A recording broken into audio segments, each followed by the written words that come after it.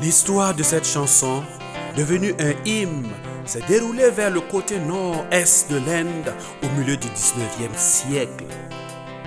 Cette région nommée Assam était composée de centaines de tribus et ces tribus étaient aussi appelées chasseurs de têtes. Cette pratique sociale imposait le mâle de la famille à collecter des têtes humaines et de les accrocher sur leurs murs. Plus tu avais de têtes humaines, plus tu étais considéré dans la société. C'est au milieu de cette hostile et agressive communauté qu'arriva un groupe de missionnaires gaulois. Par l'œuvre d'un des leurs, un homme, sa femme et leurs 2 garçons décidèrent de donner leur vie à Jésus. La foi de cet homme s'est révélée contagieuse et de nombreux villageois commencèrent à donner leur vie à Jésus. Furieux, le chef convoqua tous les villageois et appela le premier converti à renoncer publiquement sa foi. Sinon, il sera exécuté.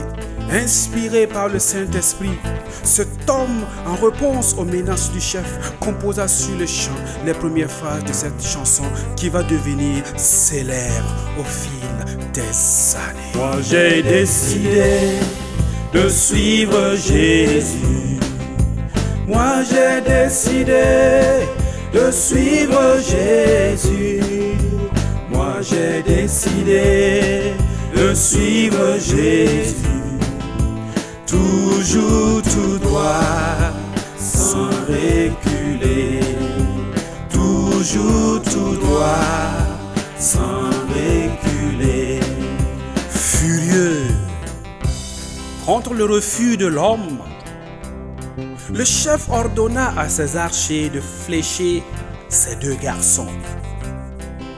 Pendant que ceux-ci, gisant et mourant sur le sol, le chef éleva la voix pour la seconde fois et dit: « Vois-tu, tu viens de perdre tes 2 enfants. Veux-tu renoncer à ta foi? Sinon, tu pourras perdre ta femme aussi. »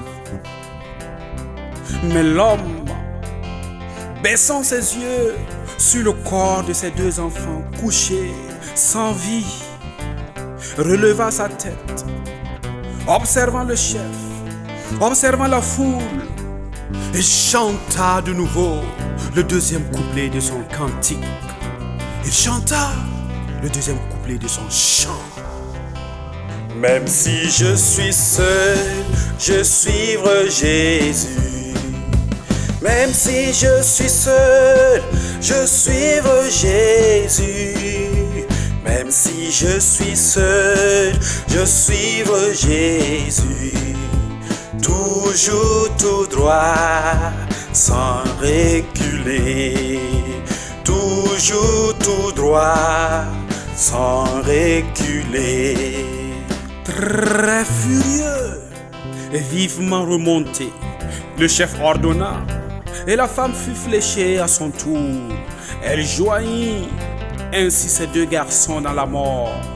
Maintenant, lui dit le chef, pour la dernière fois, je te donne la dernière opportunité de renoncer ta foi pour vivre. Face à la mort, l'homme leva les yeux vers le ciel et chanta le dernier couplet mémorable de son cantique. La croix devant moi, le monde derrière moi. La croix devant moi, le monde derrière moi. La croix devant moi, le monde derrière moi. Toujours tout droit, sans reculer. Toujours tout droit, sans reculer. Comme sa famille, cet homme fut aussi abattu.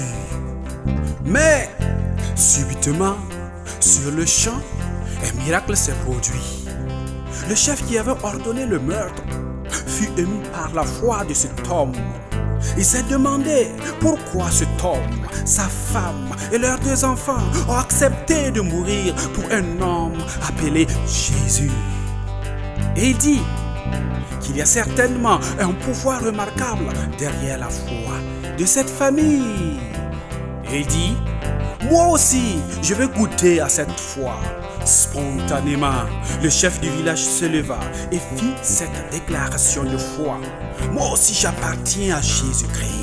Et soudain, quand la foule entendit cette déclaration de la bouche de leur chef, tout le village se joignit au chef et chantèrent ensemble d'un même cœur. Mamanya comme ya, ton nom toi Jésus. Mamanya comme ya, ton nom toi Jésus. Mamanya comme ya, ton nom toi Jésus. Ah, Jésus assis là. Mam kon le porenye, mam kon le porenye, mam kon le porenye, mam kon le